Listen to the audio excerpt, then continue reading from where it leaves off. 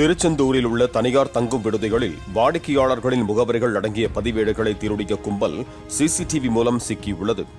கர்நாடகாவை சேர்ந்த அந்த கும்பல் கோவில் மற்றும் சுற்றுலா பகுதிகளுக்கு குடும்பத்துடன் சென்றுள்ளவர்களின் முகவரிகளை திருடி தமிழ்நாடு முழுவதும் உள்ள தங்களின் திருட்டு கும்பலுக்கு தெரியப்படுத்தி அவர்களது வீடுகளில் திருடி வந்தது தெரியவந்துள்ளதாக கூறப்படுகிறது.